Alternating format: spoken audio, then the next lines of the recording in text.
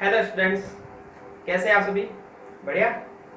तो आज हम एक न्यू चैप्टर स्टार्ट कर रहे हैं जिसका नाम है वेस्ट एंड इट्स मैनेजमेंट।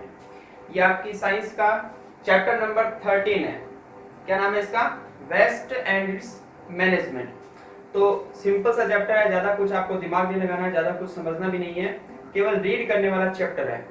तो इसको हम जो नॉर्मली है वो लगभग इसका पार्ट है वो हम बुक से ही रीड करेंगे, क्योंकि मैं यहाँ पर नोट करूँ फिर आपको रीड कराऊँ तो इससे अच्छा हम बुक से रीड कर लें, हमारा कम टाइम के अंदर थोड़ा टॉपिक कवर हो जाएगा।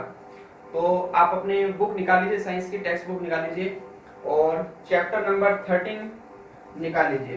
तो मैं आपको बता देता हूँ, ये है आपके पेज नंबर 150 पर देखो, chapter number 13 waste and its management. निकाल लिया? स्टार्ट करें। सिंपल सा चैप्टर है, कुछ भी आपको दिमाग नहीं लगाना है, आराम से आपको समझ में भी आ जाएगा। नॉर्मल सा डेली लाइफ वाला चैप्टर है और फ्री फोकट के नंबर है। ठीक है, बोर्ड के अंदर ये जो उसके क्वेश्चन आते हैं वो सिंपल से क्वेश्चन आते हैं और आपको फ्री फोकट वाले नंबर दे देता है ये चैप्टर। तो चलिए स्टार्ट करते हैं, वेस्ट एंड इट्स मैनेजमेंट। यहाँ पर देखिए, मैं आपको रीड भी कराऊंगा, साथ साथ में जो टॉपिक समझने वाला होगा वो आपको मैं समझाता जाऊंगा। तो फर्स्ट देखिए, in this 21st century we are proud of the scientific and industrial development of century which made our life comfortable। तो जो अभी कौन सी सेंचुरी चल रही है? 21st सेंचुरी चल रही है।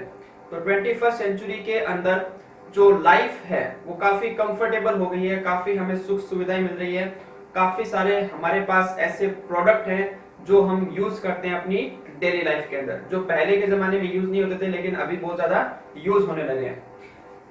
As it improve quality of life, it also adulterate the environment.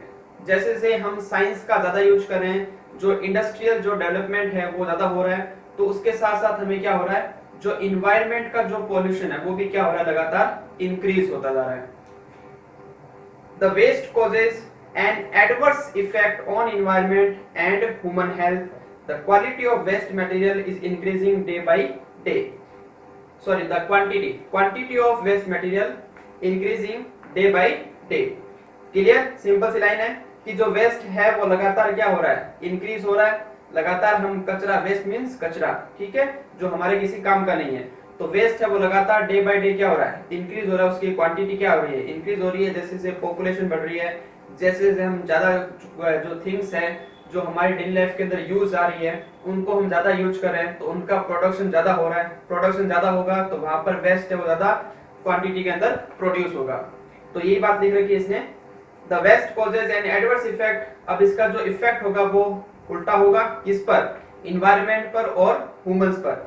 For example plastic, ठीक है, तो प्लास्टिक का हम डेली यूज करते हैं और प्लास्टिक का जो इफेक्ट है वो कैसा इफेक्ट है? एडवर्स इफेक्ट है। ठीक है, हमारे लिए कैसी है?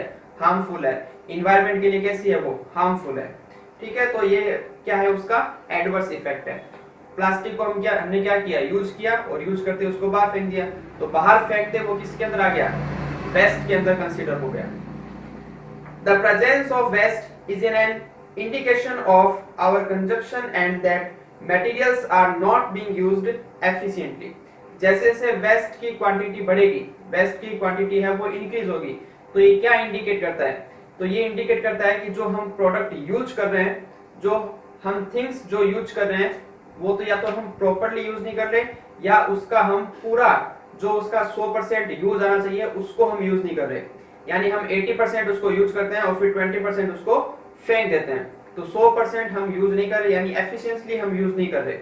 या फिर क्या मतलब हो गया इसका, कि जो प्रॉपर्ली तरीके से हमें यूज करना नहीं आ रहा है।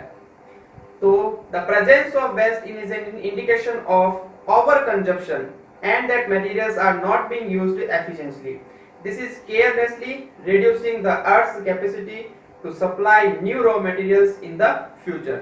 अब जितना भी प्रोडक्ट तैयार हो रहा है, जो भी प्रोडक्ट तैयार हो रहा है वो कहां से आ रहा है, उसका रॉ मटेरियल क्या है? तो ये हमारी अर्थ है। अर्थ से वो क्या लेते हैं, रॉ मटेरियल लेते हैं, चाहे वो लकड़ी हो, वुड हो, ठीक है, चाहे वो कार्बन का सोर्स हो, चाहे वो वाटर हो, तो सारे कहां से आ रहे हैं? अर्थ से ही तो आ रहे हैं। तो ज्यादा हम अगर केयरलेसली यूज करेंगे इन प्रोडक्ट्स का तो लगातार फ्यूचर के अंदर क्या होगा, अर्थ है वो रॉ मटेरियल के अंदर उसकी क्या आ जाएगी, डेफिशिएंसी आ जाएगी, यानी आगे हम जो प्रोडक्ट बनाना चाहते हैं वो आगे प्रोडक्ट नहीं बन पाएंगे। फिर आओ वेस्ट। वेस्ट की यहाँ पर सबसे पहले लिख रखी है डेफिनेशन, तो डेफिनेशन को आप अंडरलाइन कर लीजिए।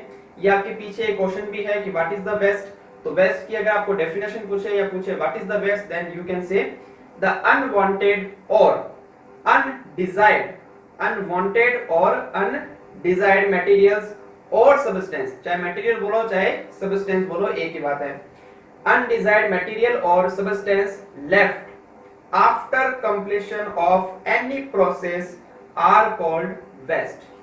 क्या हुई डेफिनेशन कि जो हमारे यूज का नहीं है, हमने एक प्रोसेस की, एक प्रोडक्ट को तैयार किया और प्रोडक्ट तैयार होने के बाद जो रॉ मटेरियल या जो भी सब्सटेंस बच गया जो हमारे किसी काम का नहीं है, तो उसको हमने क्या किया, बाहर फेंक दिया या अपने जो एरिया था उससे बाहर निकाल दिया, चाहे हमारा घर हो, चाहे हमारी दुकान हो, चाहे हमारे कोई भी इंडस्ट्री वगैरह हो, तो वहां से हमने उस प्रोडक्ट को जो बचा हुआ पार्ट है उसको बाहर निकाल दिया। अब जो बचा हुआ पार्ट है जो हमारे किसी काम का नहीं है उसको हमने क्या बोल रहे हैं, वेस्ट, कि ये क्या हो गया, वेस्ट। तो अगर आपसे पूछे कि वेस्ट की डेफिनेशन क्या है, then you can say the unwanted और undesired materials or substance left after completion of any process is known as waste या are called waste। क्लियर? तो यहाँ से लेकर 10 से लेकर वेस्ट तक आप इस लाइन को नोट कर लीजिए, यहाँ पर टिक मार्क कर लीजिए। ये वेस्ट की डेफिनेशन है, ध्यान रखिएगा। The materials are discarded and thrown as unuseful substance. अब इस जो भी मटेरियल है उसको हम क्या कर रहे हैं, बाहर फेंक रहे हैं, ठीक है, हमारे घरों के अंदर थोड़ा रखेंगे, सबको सब क्या करें, जो भी हमारे काम का नहीं उसको क्या करें, बाहर फेंको। तो the materials are discarded and thrown as unuseful substance.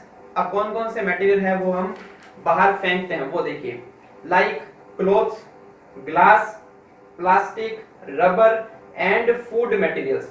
ये जनरली है जो हम घरों से क्या निकालते हैं, बाहर निकालते हैं। It may consist of the unwanted materials left over from A manufacturing process.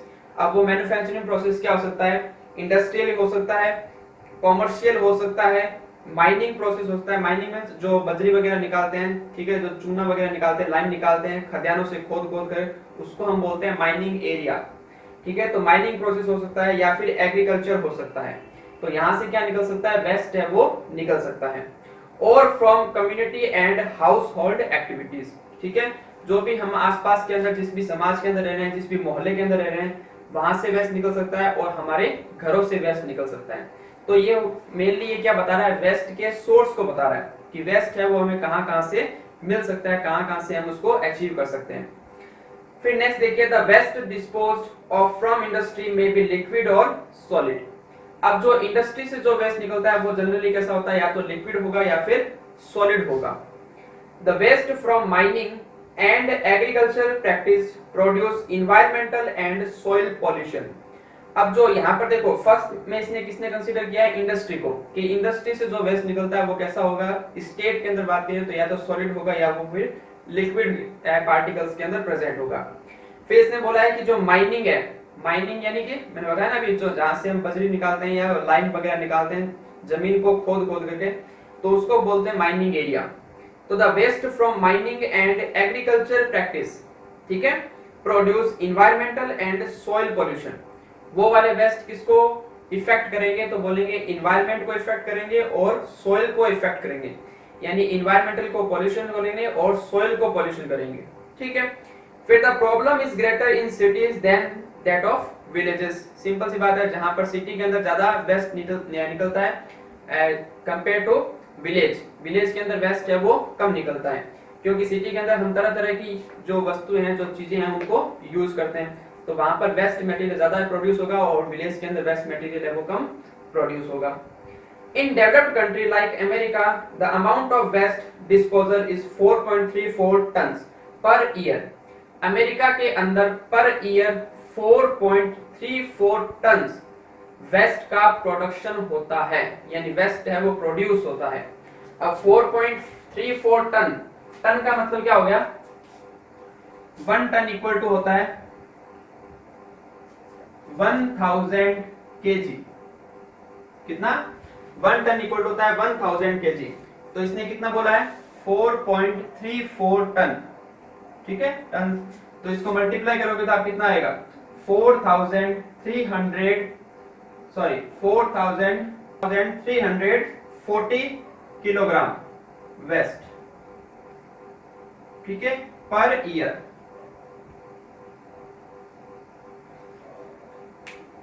कितना निकल देगा 4340 किलोग्राम, यानी 4340 किलोग्राम वेस्ट प्रोड्यूस करता है कौन, अमेरिका, पर ईयर।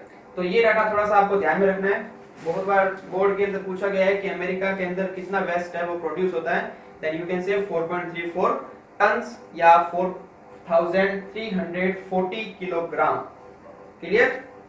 फिर आओ, but in our country there is not any proper method for disposal of waste. अब ये तो जो अमेरिका है वो डेवलप सिटी है, जो वेस्ट निकलता है उसका कुछ पार्ट वो यूज कर लेता है वापस, कुछ वो रिसाइकिल करता है, ठीक है। तो इन सब को कर करा के बाद के अंदर जो लास्ट में जो वेस्ट बनता है वो कितना होता है 4.3, ठीक है। लेकिन हमारे अंदर इतना कोई कैपेसिटी नहीं है कि हम उस सारे मटेरियल जो हमने वेस्ट निकाला है उसको कुछ पार्ट उसका रीयूज कर सकें, कुछ पार्ट उसका रिसाइकिल कर सकें, क्योंकि हम जो हमारे अंदर जो हमारी कंट्री के अंदर इतना कोई जो सिस्टम है वो डेवलप नहीं है। तो सीधी सी बात है, हमारे अंदर जो वेस्ट, हमारे जो कंट्री के अंदर जो वेस्ट निकलेगा वो अमेरिका से क्या होगा, बहुत ज्यादा होगा। तो there is not any proper method for disposal of waste, so this amount is many times greater than that. Clear? फिर आओ नेक्स्ट, टाइप ऑफ वेस्ट, कि वेस्ट किस कौन कौन से टाइप हो सकते हैं वेस्ट के। तो फर्स्ट देखिए, the waste can be classified according to their nature into solid, liquid and gaseous wastage, but according to decomposition reaction they can be divided into two groups, biodegradable and non biodegradable। अगर मैं state की बात करूं, ठीक है, कि waste की क्या क्या स्टेट हो सकती है, क्या क्या अवस्था के अंदर प्रेजेंट हो सकता है, तो उसके अंदर तीन तरह के वेस्ट आपको देखने को मिल सकते हैं। कि एक है जो वेस्ट है उसकी स्टेट कैसी है, सॉलिड स्टेट के अंदर है वो, एक कैसी स्टेट के अंदर है, लिक्विड के अंदर है, और एक है वो गैस के अंदर वेस्ट है। तो ये थ्री टाइप्स के आपको वेस्ट देखने को मिलेंगे अगर वे स्टेट के बेसिस पर बात करें तो। और इसने आपके जो बुक के अंदर जो बेस लिया है वो है डीकंपोजिशन, ठीक है। डीकंपोजिशन एक प्रोसेस का नेम है। क्या है? एक प्रोसेस का नेम है जिसमें क्या होता है कि जो बिग पार्टिकल हैं, बिग पार्टिकल वो कन्वर्ट होते हैं किसमें, स्मॉल पार्टिकल्स के अंदर, ठीक है।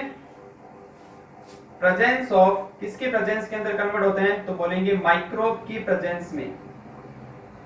अब माइक्रोब क्या होते हैं, जो बैक्टीरिया,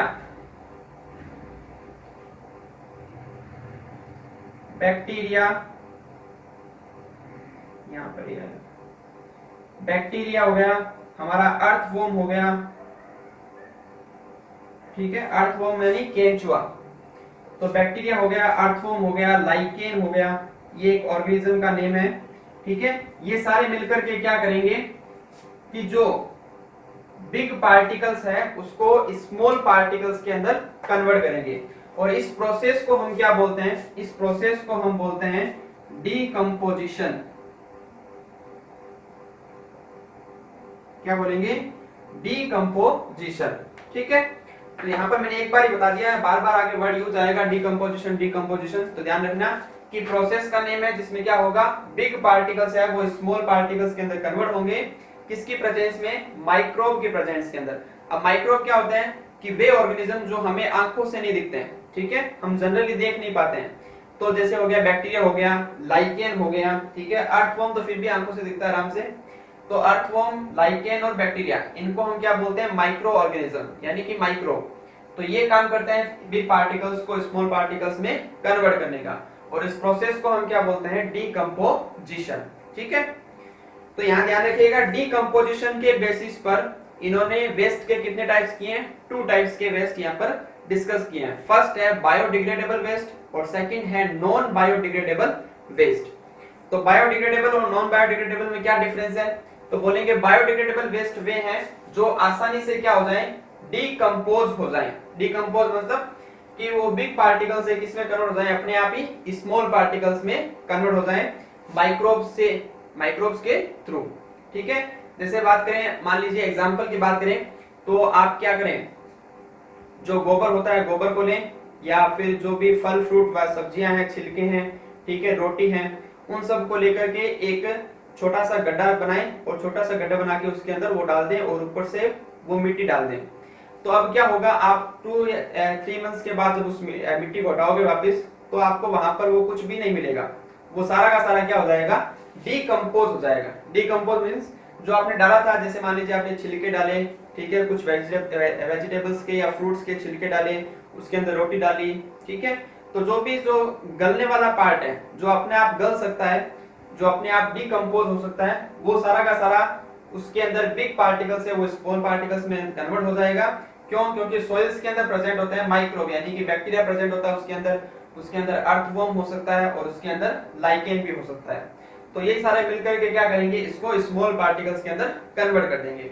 तो ऐसे प्रोडक्ट को हम क्या बोलते हैं, बायोडिग्रेडेबल वेस्ट, ठीक है, बायोडिग्रेडेबल वेस्ट। और नॉन बायोडिग्रेडेबल क्या हो जाएगा, सिंपल सा है, जो बिग पार्टिकल्स स्मॉल पार्टिकल्स के अंदर कन्वर्ट ना हो। जैसे मान लीजिए प्लास्टिक को क्या करो, आप एक गड्ढा खोदो, गड्ढा खोद के उसके अंदर प्लास्टिक डालो, प्लास्टिक डाल के ऊपर से वापस से मिट्टी डाल दो।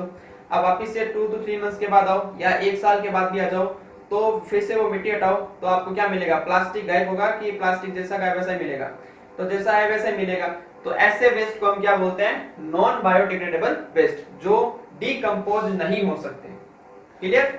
देखिए फर्स्ट देखिए biodegradable waste, the waste which can be decomposed into simpler substance by the action of microbes are called biodegradable waste. Example देखिए, waste from household activities, agriculture remains and biomedical waste. Household activities मतलब जैसे मान लीजिए आपने कोई खाना खाया है, तो खाना वो वेस्ट हो गया थोड़ा सा पार्ट, ठीक है, वो जो वेस्ट हुआ पार्ट है वो क्या हो सकता है, बायोडिग्रेडेबल हो सकता है, आसानी से वो डिकम्पोज हो जाएगा, ठीक है। फिर एग्रीकल्चर सीमेंट्स की बात करें तो एग्रीकल्चर जैसे कोई ग्रास हो गई, सूखी घास है, ठीक है, कोई लकड़ी के टुकड़े वगैरह हैं जो आसानी से क्या हो सकते हैं, आपके डिकम्पोज हो सकते हैं। फिर बायोमेडिकल वेस्ट थोड़ा सा ध्यान रखिएगा, इसमें कौन कौन से हैं वो बायोडिग्रेडेबल होते हैं, कॉटन, ठीक है, कॉटन, बैंडेज और pieces of meat and blood. तो ये सारे जो है, मीट का मतलब होता है मांस, ठीक है, जो मांस क्या, मान लीजिए आपने कोई टुकड़ा लिया और उसको मिट्टी के अंदर डाल दिया और ऊपर से मिट्टी रख दी, ठीक है, तो वापस से आप 2 to 3 मंथ्स के बाद आओगे तो क्या होगा, वहां पर कोई भी आपको मांस नहीं मिलेगा। वैसे सिंपल सी बात है, जैसे आपने एक बॉडी ली, बॉडी को क्या करते हैं, मिट्टी के अंदर डालते हैं और ऊपर से मिट्टी डाल देते हैं, ठीक है, मिट्टी के अंदर गड्ढा खोलते हैं, ऊपर से मिट्टी डाल देते हैं। तो फिर क्या होगा, 1 साल 2 साल 3 साल के बाद जब आओगे तो वहां पर आपको बॉडी है जैसी थी वैसी थोड़ी मिलेगी, वहां पर क्या मिलेगा, उसका केवल और केवल स्केलेटन मिलेगा। तो बाकी बॉडी कहां गई, बाकी बॉडी हो गई डिकम्पोज। डिकम्पोज मतलब उसके जो बिग पार्टिकल्स थे वो स्मॉल पार्टिकल्स के अंदर कन्वर्ट हो गए, अब वो आपको बॉडी की फॉर्म के अंदर वो पार्टिकल्स है वो नहीं दिखेंगे, ठीक है। तो इस प्रोसेस को हम क्या बोलते हैं, डिकम्पोजिशन। तो ये सारे एग्जांपल हो गए बायोडिग्रेडेबल वेस्ट के। हाउस होल्ड एक्टिविटीज, ठीक है, एग्रीकल्चर रिमेन्स, जो एग्रीकल्चर के अंदर जो पार्ट्स बचता है वो वाला, और बायोमेडिकल वेस्ट, ये सारे कैसे होते हैं, biodegradable waste. Second, non biodegradable waste, the waste which cannot be decomposed by microorganisms are called non biodegradable waste. Example की बात करें तो bottles of plastic, polythene, glass, syringe, जो डॉक्टर सुई वगैरह लगाते हैं, syringe, and pieces of metal, जो मेटल के पीस होते हैं, जैसे तांबा है, लोहा है, ठीक है, आयरन है, जिंक है, कॉपर, ये सारे, तो ये सारे आसानी से डिकम्पोज नहीं होंगे। तो ये सारे कैसे आ गए, नॉन बायोडिग्रेडेबल वेस्ट। तो ये पूरा ही पैराग्राफ इंपॉर्टेंट है, यहाँ पर पीछे आपके कम से कम 2 क्वेश्चन दे रखे हैं। देखिए फर्स्ट क्वेश्चन, आप क्वेश्चन आंसर के अंदर आइए, पेज नंबर 155 में देखिए, एक दे रखा है यहाँ पर लॉन्ग आंसर टाइप में, question number 17, describe the types of waste, तब भी आपको ये लिखना है, ठीक है, describe the types of waste के अंदर। और क्वेश्चन नंबर देखिए 13, write difference between biodegradable waste and non biodegradable waste, तब भी आपको इसकी डेफिनेशन हो गई है कि कौन बायोडिग्रेडेबल होता है और कौन नॉन बायोडिग्रेडेबल होता है और उसके एग्जांपल क्या हैं, ठीक है। तो ये आपके 2 क्वेश्चन यहाँ पर क्लियर हो जाते हैं। और एक क्वेश्चन हो जाता है यहाँ पर पेज नंबर 154 के अंदर, वेरी शॉर्ट आंसर टाइप में देखिए, question number 7, what is the waste, तो वेस्ट की डेफिनेशन हो गई, ठीक है। तो ये 3 क्वेश्चन यहाँ पर आपके डिस्कस हो चुके हैं। इसके अलावा एक क्वेश्चन है वो चलिए उसको आगे डिस्कस करेंगे, ठीक है, थोड़ा सा और पढ़ने पड़ेगा। फिर आओ, ये तो हो गया टाइप्स ऑफ वेस्ट। नेक्स्ट आता है हमारे पास सोर्स ऑफ वेस्ट, कि वेस्ट के सोर्स क्या क्या है, कहां कहां से वेस्ट है वो हमें मिल सकता है। तो in environment the waste are disposed by many sources. Main sources are household source, municipal sources, industrial and mining operation and waste from agriculture and medical areas. तो अगर आपसे सिंपल सा एक नंबर का क्वेश्चन पूछे कि जो वेस्ट है उसके सोर्स क्या क्या हैं, तो आप कौन कौन से सोर्स बताओगे? फर्स्ट हो गया हाउस होल्ड सोर्सेज, सेकंड हो गया म्युनिसिपल सोर्सेज, थर्ड हो गया इंडस्ट्रियल, फोर्थ हो गया माइनिंग ऑपरेशंस वाले या माइनिंग एरिया वाले, 5 नंबर हो गया एग्रीकल्चर और 6 नंबर हो गया मेडिकल। यहाँ से हम वेस्ट है वो कलेक्ट कर सकते हैं या यहाँ से वेस्ट है वो प्रोड्यूस होता है, जनरल भाषा में बोले तो, ठीक है। तो फर्स्ट हम डिस्कस कर रहे हैं हाउस होल्ड सोर्स, यानी हाउस जो जनरली जो हमारे घरों से जो वेस्ट निकलता है, जो कचरा निकलता है, वो कौन कौन सा होता है। देखिए, every day a large amount of waste is release from house. After cleaning it contains dust particles. अब उसके अंदर क्या हो सकता है? डस्ट पार्टिकल्स हो सकते हैं, रेत वगैरह हो सकती है, डस्ट पार्टिकल्स, पेपर हो सकता है, कार्डबोर्ड हो सकता है, cloth, plastic, wood, pieces of metal, peel of fruits and vegetables. Peel का मतलब होता है छिलके, ठीक है, क्या मतलब है? छिलके, जो सब्जियों के या फिर फलों के जो छिलके होते हैं, छिलके, ठीक है। पील ऑफ वेजिटेबल्स एंड फ्रूट्स, सब्जियों और फलों के छिलके हो सकते हैं। इसके अलावा rotten materials, rotten materials means होता है सड़े गले पदार्थ। रोटेन मटेरियल्स मींस होता है सड़े गले पदार्थ। जैसे मान लीजिए आपके फ्रिज के अंदर ब्रेड रखी हुई है और ब्रेड काफी दिनों से वो पड़ी हुई है, तो काफी दिनों के बाद क्या होगा? तो ब्रेड के अंदर क्या हो जाएगी? वो सड़ने लग जाएगी या खराब हो जाएगी, यानी हमारे खाने लायक नहीं है वो, तो उसको हम क्या करेंगे? बाहर फेंकेंगे। तो वो किसके अंदर आएगा? रोटेन मटेरियल्स के अंदर आएगा, सड़े गले पदार्थ। ड्राइड फ्रूट हो सकता है और लीव्स वगैरह एटसेट्रा, ये सारे निकलते हैं जनरली हाउस से वेस्ट, ठीक है। तो एग्जांपल थोड़ा सा आप जनरली याद करना है बस, कोई ज्यादा उसमें दिमाग नहीं लगाना। क्या क्या हो सकते हैं? प्लास्टिक हो सकता है, पेपर हो सकता है, कार्डबोर्ड है, कार्ड शीट है, और क्या है? वेजिटेबल्स के जो छिलके हैं, peels of vegetables and fruits, ठीक है। तो ये जनरल बातें हैं, क्लियर। Sometimes the quantity of household waste increase in celebration and parties. अब किसी के घर पे शादी ब्याह है, तो वहां पर जो वेस्ट निकलेगा, जो खाने का जो सामान बचेगा, यानी खाने का जो वेस्ट होगा वो ज्यादा होगा, ठीक है। जो जनरल हम घरों के अंदर खाना खाते हैं उसमें वेस्ट कम निकलता है, और पार्टी वगैरह के अंदर क्या होंगे? जहां पर खाने ज्यादा वेस्ट होता है, तो वहां पर वेस्ट की जो क्वांटिटी है वो क्या हो जाएगी?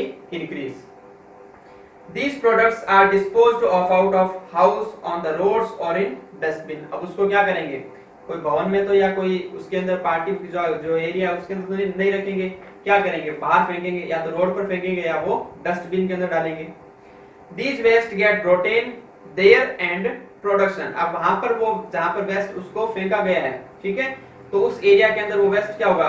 कुछ दिनों के लिए पड़ा रहेगा, और बाद में क्या होगा? वो रोटेन होना स्टार्ट हो जाएगा। रोटेन मतलब वो सड़ना स्टार्ट हो जाएगा। तो जब वो वेस्ट सड़ेगा, ठीक है, रोटेन होगा, तो उस टाइम वहां पर क्या है? उस एरिया के अंदर, जिस एरिया के अंदर वो वेस्ट पड़ा हुआ है, वेस्ट रखा हुआ है, तो वहां पर क्या होगी? बदबू आएगी, ठीक है, बदबू आएगी।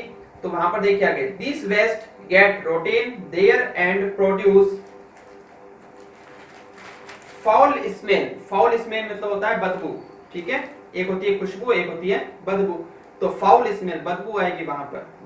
Foul smell along with production of harmful microbes and pathogens which not only pollute the environment but also produce disease. अब वहां पर क्या होंगे? जिस एरिया के अंदर वो गंदगी है या जहां पर वो वेस्ट मटेरियल रखा हुआ है, तो वहां पर क्या आएंगी? मक्खियां वगैरह भी आएंगी, ठीक है, मक्खी आएंगे, मच्छर आएंगे। तो वहां से क्या होंगे? कुछ बैक्टीरिया वगैरह प्रोड्यूस होंगे, और बैक्टीरिया क्या करेंगे? एक डिजीज को क्रिएट करने की क्षमता रखते हैं, कैपेसिटी रखते हैं। तो वहां से डिजीज, कम्युनिकेबल जो डिजीज हो सकती है, वो फैलने की आपके संभावना रहती है, पॉसिबिलिटी रहती है वहां पर उस एरिया के अंदर, ठीक है। तो पैथोजेंस, पैथोजेंस मींस होता है जो डिजीज को पैदा करते हैं, जो डिजीज को प्रोड्यूस करते हैं। तो मान लीजिए आपको जुकाम है, या मान लीजिए आपको कोरोना है, ठीक है, तो कोरोना का पैथोजन कौन हो गया? एक वायरस है जिसका नेम है कोविड-19। तो पैथोजन का नेम क्या हो गया? कोविड-19, और डिजीज का नेम क्या हो गया? कोरोना, ठीक। ठीक है। तो ये हो इसके पैथोजेंस एंड डिजीज। फिर सेकंड आता है म्युनिसिपल सोर्सेज। म्युनिसिपल मींस जो आपका एरिया के अंदर या जिस सिटी के अंदर आप रहते हो तो वहां पर एक क्या बोलते हैं उसको, एक पूरी ब्रांच होती है। जैसे मान लीजिए नगर निगम है, नगर पालिका है, ठीक है। तो ये इन सारों को हम क्या बोलते हैं, म्युनिसिपल सोर्सेज। तो ये क्या करते हैं, पूरे शहर से, पूरी सिटी से या पूरे विलेज से क्या करते हैं, कचरा कलेक्ट करते हैं, वेस्ट को कलेक्ट करते हैं और फिर एक जगह ले जाकर के वहां पर फेंक देते हैं। तो म्युनिसिपल सोर्सेज के अंदर it includes the entire collection of waste and dirt from the city. पूरी सिटी से क्या करेंगे, कलेक्ट करेंगे। In addition to domestic waste, इसके साथ साथ क्या होते हैं, जैसे अभी हमारे शहर के अंदर गाड़ी चल रही है जो घरों से कचरा निकालती है, ठीक है, डोर टू डोर। तो वो क्या करते हैं, हमारे घरों के अंदर जो कचरा है वो उस गाड़ियों के अंदर डाल देते हैं और फिर वो गाड़ियां ले जाकर के कहीं और कचरे को इकट्ठा कर लेती है। तो in addition to domestic waste, stool urine, stool urine मतलब कि जो सड़कों पर या किसी एरिया के अंदर कोई गोबर वगैरह पड़ा हुआ है, ठीक है, यूरिन है, तो वो भी उस वेस्ट के साथ मिल जाता है। तो stool urine, waste of various institutes, जो अलग अलग संस्थाएं चल रही है या कोई कंपनियां हैं, तो कंपनी भी क्या करेगी, अपना वेस्ट बाहर निकालेगी, तो वो भी उन गाड़ियों के अंदर जाएगा, ठीक है। जो गाड़ियां हमारे सिटी के अंदर घूमती हैं तो वो गाड़ियां भी उन वेस्ट को लेकर जाएगी। तो वेरियस इंस्टीट्यूट्स, मार्केट से वेस्ट निकलेगा। Dust and waste collected from market, street, remains of dead animals, अगर कोई जानवर जो मर गया है सड़क पर तो उसको भी कलेक्ट कौन करेंगी, ये गाड़ियां ही करेंगी, ठीक है। तो remains of dead animals, substance from broken house, कोई हाउस के रिपेयरिंग का काम चल रहा है तो वहां पर कुछ पार्टिकल्स ऐसे होते हैं जैसे ब्रिक है या सीमेंट वगैरह है, तो उनको भी कलेक्ट करने का काम कौन करेगी, ये वाली गाड़ियां ही करेगी। तो substance from broken house and the material disposed of workshop, ठीक है। तो ये सारा मटेरियल है वो कलेक्ट करती है कौन, जो म्युनिसिपल्स की जो गाड़ियां आती है वो। तो म्युनिसिपल सोर्सेज के अंदर कौन कौन से आएंगे, ध्यान रखिएगा, ये सारे एग्जांपल आएंगे। फिर actually it's include the waste disposed of the whole town, it's quantity depends upon the population of the town. अब जितना बड़ा टाउन होगा, जितनी बड़ी सिटी होगी, वहां से उतना ही ज्यादा क्वांटिटी के अंदर क्या होगा, वेस्ट क्रिएट होगा। Approximately 50,000 tons of municipal waste is released by 45 main cities. हमारे कंट्री की 45 मेन सिटी से 50,000 टन्स वेस्ट प्रोड्यूस होता है, जबकि अमेरिका के अंदर कितना है, 4,340 या यूं बोले 4 टन्स, ठीक है। जबकि यहाँ पर हमारा कितना हो गया, 50,000 टन्स निकल रहा है, वो भी ओनली 45 सिटीज के अंदर। हमारे इंडिया की 45 सिटी के अंदर 50,000 टन्स वेस्ट है वो प्रोड्यूस हो रहा है। तो ध्यान रखिएगा, बहुत कितना मल्टीप्लाई हो चुका है, देखिए, ठीक है। थर्ड नंबर देखिए, इंडस्ट्री एंड माइनिंग वेस्ट। अब इंडस्ट्री से कौन कौन सा वेस्ट निकलता है, और माइनिंग, जहां से हम बजरी वगैरह निकालते हैं, जमीन को खोद करके या चूना वगैरह निकालते हैं, ठीक है, उस जगह पर जो वेस्ट निकलता है उसको हम बोलते हैं माइनिंग वेस्ट। तो industry and mining waste. Industries release a large amount of waste remains of used material, जो मटेरियल वो यूज करती है उसका जो बचा हुआ पार्ट है वो क्या कहलाएगा, वेस्ट कहलाएगा। उसको इंडस्ट्री है वो अपनी जो एरिया के अंदर उसने लगा रखी है उससे वो क्या निकालेगा, बाहर निकालेगा। It includes metal pieces. अब मेटल पीसेस हो सकते हैं उसके अंदर, जैसे कि वो आयरन की फैक्ट्री है तो आयरन के जो वेस्ट पार्ट होंगे वो निकलेंगे बाहर, कॉपर निकल सकता है, जिंक निकल सकता है, तो मेटल के पीसेस हैं वो बाहर निकल सकते हैं। केमिकल सब्सटेंस निकल सकते हैं, क्योंकि केमिकल्स जैसे मान लीजिए कपड़े बनाने की कोई फैक्ट्री है, टेक्सटाइल इंडस्ट्री है, तो वहां पर कपड़ों के लिए जो रंगने के लिए, उसको कलर देने के लिए बहुत सारे केमिकल्स का यूज करते हैं। तो कुछ केमिकल्स हैं वो वेस्ट की फॉर्म के अंदर उस कंपनी से भी बाहर आएंगे, उस इंडस्ट्री से भी बाहर आएंगे। तो मैनी टॉक्सिक सब्सटेंस हो सकते हैं एंड इन्फ्लामेबल सब्सटेंस हो सकता है। इन्फ्लामेबल होता है मतलब जो जलने वाले सब्सटेंस हैं, ठीक है, जो आसानी से आग पकड़ सकते हैं, वो सारे सब्सटेंस भी क्या हो सकते हैं, उस वेस्ट की फॉर्म के अंदर उससे बाहर निकलेंगे। इन्फ्लामेबल सब्सटेंस हो गया, ऑयल सब्सटेंस हो गया, एसिडिक बेसिक सब्सटेंस हो चुके हैं, ठीक है, कुछ केमिकल्स हो सकते हैं एसिडिक हो सकते हैं, कुछ केमिकल्स बेसिक हो सकते हैं, एंड बायोडिग्रेडेबल सब्सटेंस हो सकते हैं, ठीक है, जैसे पेपर वगैरह है, क्लॉथ है, तो ये सारे कैसे हो गए, बायोडिग्रेडेबल सब्सटेंस। तो ये सारे जो वेस्ट निकल सकते हैं वो कहां से निकल सकते हैं, इंडस्ट्री सोर्स हैं। तो आपको पता होना चाहिए कि भाई इंडस्ट्री के सोर्स के अंदर वेस्ट कौन कौन से हैं, जो म्युनिसिपल सोर्स है उसके अंदर वेस्ट कौन कौन से होते हैं, और जो हाउस है उसके अंदर वेस्ट है वो कौन कौन से निकलते हैं, ठीक है। तो जनरल थोड़ी सी आपको बातें ध्यान में रखनी है। All these substance are very harmful for the environment, they pollute environment and cause many disease. ठीक है, अब यहाँ पर आपकी एक टेबल बनी हुई है। टेबल के अंदर आपको दे रखा है टाइप्स ऑफ इंडस्ट्री, उसका वेस्ट और उसके सिम्टम्स। तो सबसे पहला देखिए फार्माकोक्यूटिकल इंडस्ट्री। फार्माकोक्यूटिकल इंडस्ट्री वो होती है जो दवाइयां बनाती है, जो मेडिसिन बनाती है। तो मेडिसिन बनाती है तो वहां से वेस्ट क्या निकलेगा, माइक्रोब निकल सकते हैं। माइक्रोब मींस कुछ बैक्टीरिया वायरस वो वाले निकल सकते हैं, या ऑर्गेनिक केमिकल्स निकल सकते हैं। तो ये इसके वेस्ट हो गए। सिम्टम्स क्या है, suspended and dissolved organic matter. Suspended means होता है आपके बेस के अंदर वो पार्टिकल्स है वो जमा हो जाएंगे, एक्यूमुलेट हो जाएंगे, उसको हम बोलते हैं सस्पेंडेड। ठीक है, suspended and dissolved. Dissolve means वो पार्टिकल उसके अंदर डिसॉल्व हो गए, चाहे वो वाटर है या कोई भी दूसरा सॉल्यूशन है, तो उसके अंदर वो अगर घुल जाते हैं तो उसको हम बोलते हैं डिसॉल्व्ड। और जब उसके अंदर बेस के अंदर वो जमा हो जाते हैं, घुलते नहीं है, तो उसको हम बोलते हैं सस्पेंडेड। तो वो सस्पेंडेड भी हो सकते हैं एंड डिसॉल्व्ड ऑर्गेनिक मैटर भी हो सकते हैं। सेकंड आता है टेक्सटाइल इंडस्ट्री। टेक्सटाइल मींस जो कपड़े बनाने वाली जो इंडस्ट्री होती है, फैक्ट्रियां होती है, वहां से क्या निकल सकते हैं, वेस्ट की फॉर्म के अंदर फाइबर्स निकल सकते हैं एंड वेस्ट क्लॉथ निकल सकते हैं। क्लियर, बेसिक सस्पेंडेड मटेरियल होता है। अब इसमें आपको ज्यादा कुछ ध्यान में नहीं रखना है, सिंपल सा है क्या, basic suspended material. Basic means क्षार, जो हमने एसिड और बेस पढ़ा था वो वाला। तो बेसिक सस्पेंड मटेरियल हो सकता है। थर्ड आता है केमिकल इंडस्ट्री। केमिकल से क्या निकलेगा, रॉ मटेरियल निकल सकता है, इंटरमीडिएट मटेरियल निकल सकता है, या फाइनल प्रोडक्ट जो होता है उसका भी वेस्ट निकल सकता है। इसके अंदर जो सिम्टम्स आएंगे वो कैसे होंगे, टॉक्सिक होंगे, एसिडिक, बेसिक और इन्फ्लामेबल। इन्फ्लामेबल मतलब जो जलने वाले पार्टिकल्स होंगे या जलने वाले जो सब्सटेंस होंगे वो भी आ सकते हैं, इसके अंदर मटेरियल आ सकते हैं, depend upon nature of industry. Clear. 4 देखिए पेट्रोलियम इंडस्ट्री। पेट्रोलियम इंडस्ट्री क्या होगी, रिसर्च केमिकल्स। ठीक है, वो केमिकल्स है वहां से निकलेंगे, पेट्रोल हो सकता है, केरोसिन हो सकता है, ये सारे केमिकल है वहां पर वेस्ट की फॉर्म के अंदर निकलेंगे। और सिम्टम्स क्या है, वो कैसे होंगे, ऑयल की फॉर्म के अंदर होंगे या फिर एसिड की फॉर्म के अंदर होंगे। 5 नंबर आता है फर्टिलाइजेशन इंडस्ट्री। फर्टिलाइजर इंडस्ट्री है, उसके अंदर सॉलिड वेस्ट निकलता है। कैसा निकलता है, सॉलिड वेस्ट, जो हम फसलों पर यूज, के अंदर कौन सा वेस्ट निकलता है, कंपनी से सॉलिड वेस्ट निकलता है। कैल्शियम एंड कैल्शियम सल्फेट होते हैं उसके अंदर। क्या होते हैं उसके अंदर, कैल्शियम एंड कैल्शियम सल्फेट। अब कैल्शियम सल्फेट का फॉर्मूला आपको आना चाहिए, क्या होता है, CaSO4। तो लास्ट चैप्टर में डिस्कस किया था, calcium sulphate CaSO4.12H2 and CaSO4.2H2। CaSO4.2H2 होता है वो होता है जिप्सम का, और CaSO4.12H2 होता है वो होता है POP का। तो ये आपकी सीधा यहाँ पर लैंग्वेज की फॉर्म में लिखा हुआ है, आपको फॉर्मूला आना चाहिए। 6 नंबर आता है थर्मल पावर प्लांट। अब थर्मल पावर प्लांट के अंदर क्या होते हैं, कुछ ऐसे प्लांट हम एस्टेब्लिश करते हैं जहां पर हम क्या करते हैं, कचरे को बर्न करते हैं, उसको जलाते हैं, तो वहां से हीट निकलती है, उस हीट से हम क्या बनाते हैं, इलेक्ट्रिसिटी बनाते हैं। तो उनको हम बोलते हैं थर्मल पावर प्लांट। तो थर्मल पावर प्लांट के अंदर जब हीट देंगे तो हीट पर क्या बनेगी, वहां से राख बनेगी, राख। ठीक है, तो इसको हम बोलते हैं ऐश, ASH मींस होता है राख। तो फ्लाई ऐश वो उसके वेस्ट के फॉर्म में, उसके अंदर जो बाहर जो चिमनियां लगी होती है उसके जो धुआं निकलता है उसको हम क्या बोलते हैं, फ्लाई ऐश।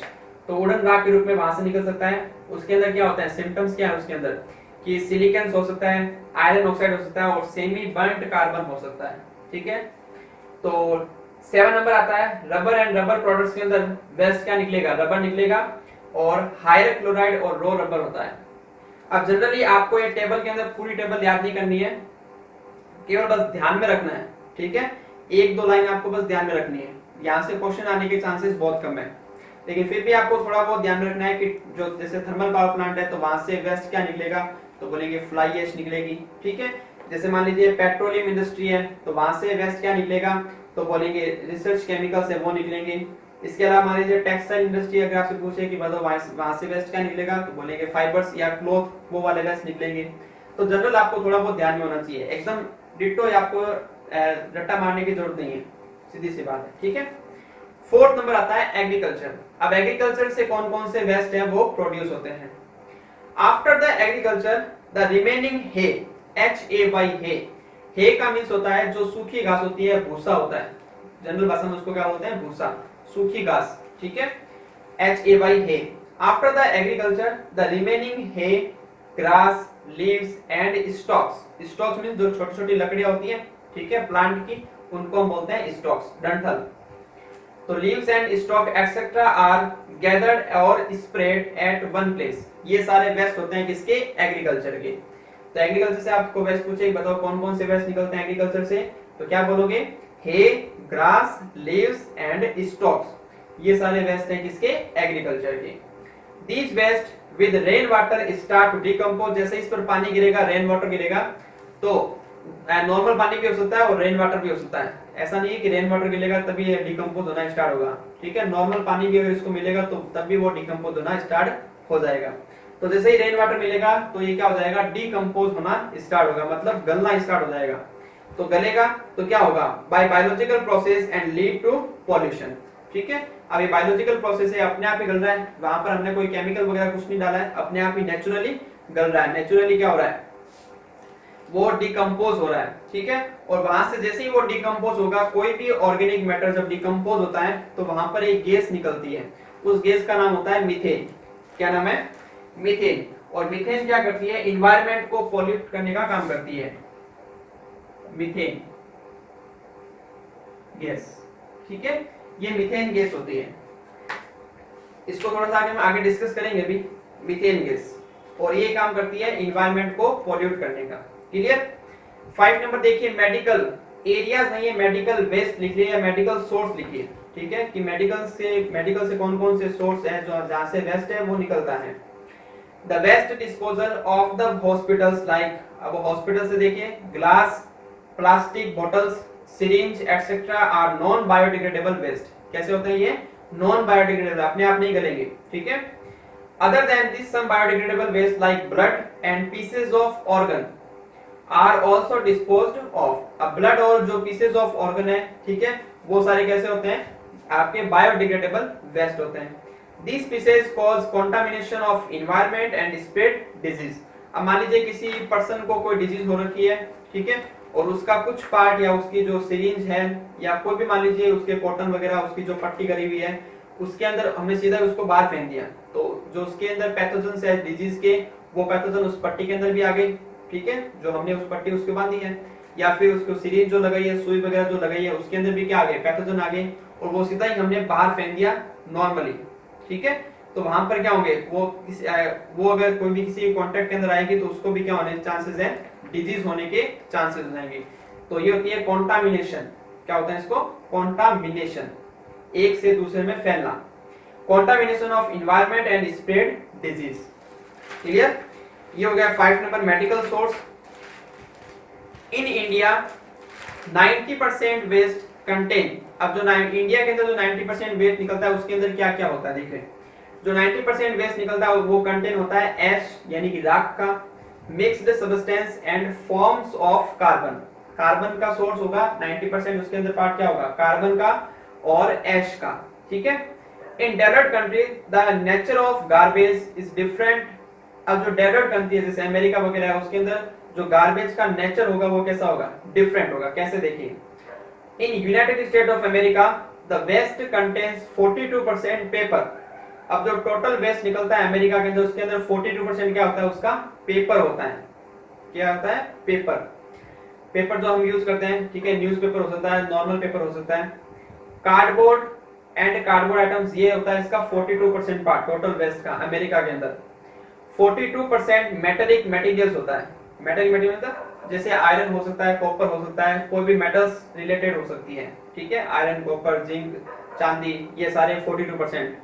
एंड 12% होता है उसका फूड इंग्रेडिएंट्स। तो ये सिंपल सा इसका कंपोजिशन है अमेरिका के अंदर वेस्ट का, लेकिन हमारे अंदर ऐसा नहीं है। हमारे यहाँ पर क्या होता है? प्लास्टिक भी है, उसके अंदर कूड़ा करकट भी है, वेजिटेबल्स भी है। वहां पर सिस्टम ये होता है कि आप बायोडिग्रेडेबल जो वेस्ट है उसको अलग करेंगे हाउस के अंदर ही, ठीक है? वहां पर हर एक पर्सन की ये जिम्मेदारी है कि आप बायोडिग्रेडेबल वेस्ट है उसको अलग डस्टबिन में डालेंगे और जो नॉन बायोडिग्रेडेबल वेस्ट है उसको अलग डस्टबिन में डालेंगे, ठीक है, जिससे वो क्या हो? मिक्स ना हो, ठीक है? तो मिक्स ना हो इसके लिए वहां पर हर एक पर्सन, हर एक हाउस के अंदर ये सिस्टम चलता है। Today urban waste is the major cause of environmental degradation which is gradually increasing. जो अर्बन वेस्ट है, ठीक है, जो जहां से शहरी जो आपके जो कचरा निकल रहा है वो क्या हो रहा है? इसका मेन इसका कारण है किसका? जो एनवायरमेंट के अंदर पॉल्यूशन हो रहा है, वहां पर उसका मेन कारण क्या है? जो अर्बन वेस्ट निकल रहा है बाहर। क्लियर। नेक्स्ट आता है हमारे पास लॉसेस ड्यू टू वेस्ट। अब वेस्ट के कारण हमें क्या क्या हानियां हो रही है, हमारे लिए क्या क्या हार्मफुल इफेक्ट है वेस्ट के कारण। तो देखिए, waste material harms the human, plant, tree, animals and environment. अब जितना भी वेस्ट निकलता है वो किसके लिए हार्मफुल होता है, हमारे लिए हार्मफुल है। जो आसपास हमारे जो पेड़ पौधे हैं, प्लांट्स हैं, उनके लिए हार्मफुल है। जो आसपास एनिमल्स हैं जैसे गाय हो, कुत्ता हो, कोई भी हो, उसके लिए भी हार्मफुल है। और एनवायरनमेंट के लिए भी क्या है, हार्मफुल है। The waste garbage thrown in unplanned manner destroy the beauty of nature and place. अगर हम सीधे जो वेस्ट है उसको क्या करते हैं, सड़कों पर फेंक दें या जो भी गार्डन वगैरह है उसके अंदर फेंक दें सीधे ही वेस्ट को, तो वो क्या करते हैं, नेचुरल ब्यूटी को वो क्या कर रहे हैं, खत्म कर रहे हैं। तो the waste garbage thrown in unplanned manner destroy the beauty of nature and place. Biodegradable waste attacks many harmful microbes which increase the possibility of spreading communicable disease। ये बार बार बता चुका हूँ, ठीक है। एक पर्सन से दूसरे पर्सन के अंदर क्या हो सकती है, डिजीज है वो ट्रांसफर हो सकती है अगर हमने वेस्ट को ऐसे ही फेंक दिया, ठीक है। एक प्रॉपर मैनर, डिसिप्लिन मैनर के अंदर ना फेंक करके सीधे इसको रैंडमली फेंक दिया तो क्या होगा, अगर मुझे कोई डिजीज है, मैंने कोई ग्लास से पानी पिया है, प्लास्टिक ग्लास से मान लीजिए, ठीक है, मुझे कोरोना हो रखा है मान लीजिए, तो मुझे कोरोना हो रखा है, मैंने प्लास्टिक ग्लास से पानी पिया और प्लास्टिक ग्लास को पानी पी करके सीधा फेंक दिया, तो फेंक दिया तो वहां पर उसके अंदर क्या हो गया, पानी के अंदर वायरस चले गए, उस प्लास्टिक ग्लास पर क्या हो गया, वायरस चिपक गए। तो वो वायरस अगर किसी के कांटेक्ट में आएंगे तो उसको भी क्या हो सकती है, कोरोना की डिजीज हो सकती है। तो इनको हम बोलते हैं communicable disease. This waste spread foul smell. अब उसके अंदर क्या होगी, जैसे ही वो वेस्ट है बाहर फेंकेंगे तो वहां से क्या आएगी, वो स्मेल आएगी, फाउल स्मेल आएगी। When they get rotten and spoil the environment, ठीक है। अब वो क्या होंगे, अगर मान लीजिए बायोडिग्रेडेबल है तो वो क्या होंगे, गलना स्टार्ट हो जाएंगे, ठीक है, रोटेन होना स्टार्ट हो जाएंगे। और स्पॉइल, स्पॉइल का मतलब होता है खराब होना, क्या होता है, खराब होना। एंड स्पॉइल द एनवायरनमेंट, और एनवायरनमेंट को क्या करेंगे, खराब करेंगे, नुकसान पहुंचाएंगे। During decomposition of biodegradable waste methane, यहाँ पर देखिए नाम लिख रखा है मीथेन गैस, ठीक है। During decomposition of biodegradable waste methane and carbon dioxide gas CO2 are released which are responsible for greenhouse effect and pollute the environment। ये दो मेन ऐसी गैसें हैं, मीथेन और CO2, कार्बन डाइऑक्साइड, जो क्या करती है, ग्रीन हाउस गैसेस बोलते हैं इनको, क्या बोलते हैं, ग्रीन हाउस गैसेस। अब ग्रीन हाउस इफेक्ट क्या होता है, ग्रीन हाउस इफेक्ट जनरली भाषा में बोले तो हमारे जो अर्थ का टेम्परेचर है वो लगातार क्या हो रहा है, इंक्रीज हो रहा है, कंटिन्यूसली क्या हो रहा है, इंक्रीज हो रहा है। मान लीजिए पिछले साल हमारा मैक्सिमम टेम्परेचर 48 था, तो इस साल हमारा मैक्सिमम टेम्परेचर होगा, वो होगा 48.1, ठीक है। तो कंटिन्यूसली क्या हो रहा है, लगातार क्या हो रहा है, इंक्रीज हो रहा है, लगातार गर्मी बढ़ रही है और सर्दी क्या हो रही है, कम हो रही है। इस इफेक्ट को हम बोलते हैं ग्रीन हाउस इफेक्ट। इसके लिए रिस्पॉन्सिबल कौन होता है, मीथेन्स और कार्बन डाइऑक्साइड गैस। क्लियर। तो ये पीछे आपके एक पर्सन है कि ग्रीन हाउस गैसेस कौन कौन सी है, उसका नाम बताइए। तो ग्रीन हाउस गैसेस का नाम पूछे तो क्या बोलोगे, methane and carbon dioxide gas. ये लाइन इंपॉर्टेंट कर लीजिएगा, ड्यूरिंग डीकंपोजिशन से लेकर के द एनवायरनमेंट, यहां पर आप टिक मार्क कर लीजिए, आपको ध्यान में रहे। फिर नेक्स्ट देखिए, biomedical waste like used cotton, bandage, blood, syringe, TV sets, tube, bottles of glass and plastic are non disposed properly. Hospitals throw it just like common garbage which may communicate. अब इससे बहुत कोई खतरनाक बीमारी भी हो सकती है अगर आपने सीधे ही हॉस्पिटल वेस्ट को सीधे ही ऐसे ही रैंडमली फेंक दिया बाहर। तो हेपेटाइटिस बी बहुत ही खतरनाक बीमारी होती है, हेपेटाइटिस बी, वो आपको हो सकती है अगर आप उसके वेस्ट के कांटेक्ट में आए तो। टिटनेस हो सकता है और एड्स, ठीक है, एड्स आपने नाम सुना होगा, बहुत ही खतरनाक बीमारी होती है। तो ये सारी बीमारियां भी आपको होने के चांसेस हैं या उस एरिया के अंदर फैलने के चांसेस हैं, ठीक है। The non-biodegradable substance like plastic remains for a very long time in contact with air, soil and water and release toxic gases and substance in the environment। तो यहाँ से आप लाइन ये नोट कर लीजिएगा, ये पैरा सारा ही इंपॉर्टेंट है, ध्यान रखिए। Biodegradable waste like used cotton वगैरह, यहाँ से लेकर के ये पैरा और नीचे वाला पैरा भी, ये पूरा ही इंपॉर्टेंट पैरा है। The non-biodegradable substance like plastic remains for a very long time in contact with air, soil and water। अब वाटर के कांटेक्ट में हो, चाहे एयर के कांटेक्ट में हो, चाहे सॉइल के कांटेक्ट में हो, प्लास्टिक है वो गलता ही नहीं है, रोटेन ही नहीं होता, ठीक है, लंबे समय तक वहां पर पड़ा रहता है। And release toxic gases and substance in the environment.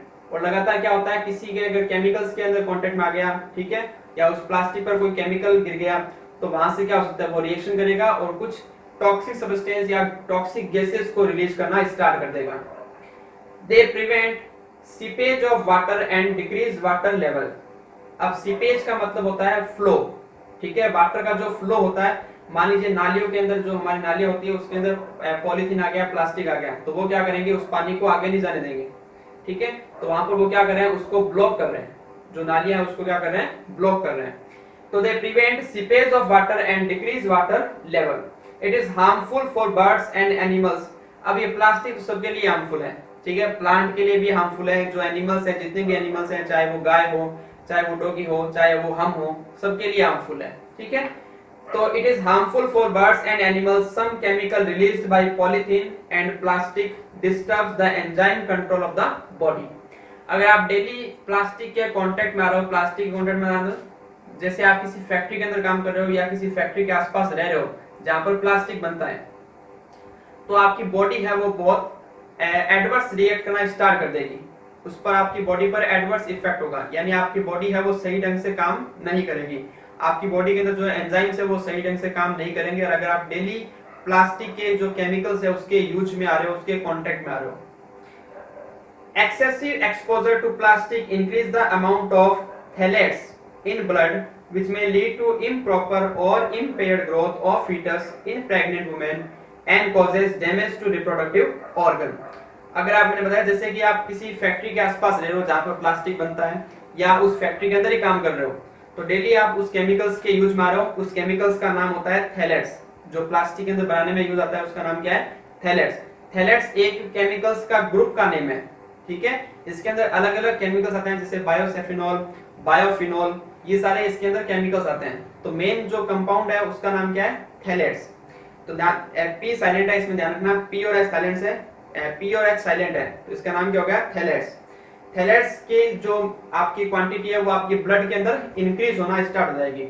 और अगर किसी प्रेग्नेंट वुमेन लगातार वो काम कर रही है, तो उसके अंदर जो बच्चा है वुमेन्स के अंदर, तो उस बच्चे की जो ग्रोथ है वो कैसी हो जाएगी, इम्प्रॉपर ग्रोथ होना स्टार्ट होगी। और अगर मेल और फीमेल वहां पर काम कर रहे हैं तो उनके जो रिप्रोडक्टिव ऑर्गन है वो क्या होंगे, इस जो केमिकल्स है थैलेट्स उससे क्या होंगे, इफेक्ट होंगे, ठीक है, उन पर एडवर्स इफेक्ट पड़ेगा यहाँ पर। तो ध्यान रखिएगा, ये लाइन भी इंपॉर्टेंट है कि प्लास्टिक के कांटेक्ट में आने से क्या होता है। तो वहां पर एक केमिकल्स है थैलेट्स, वो उसकी क्वांटिटी है वो आपके ब्लड के अंदर क्या हो जाएगी, इंक्रीज हो जाएगी, जिससे क्या होंगे, अगर आप प्रेग्नेंट हैं तो प्रेग्नेंट के अंदर जो बच्चा है, फीटस है, उस बच्चे की जो ग्रोथ है वो कैसी हो जाएगी, इम्प्रॉपर ग्रोथ होगी, मेंटली हो चाहे वो फिजिकली ग्रोथ हो। इसके अलावा जो रिप्रोडक्टिव ऑर्गन है वो भी क्या होंगे, डैमेज होंगे। क्लियर।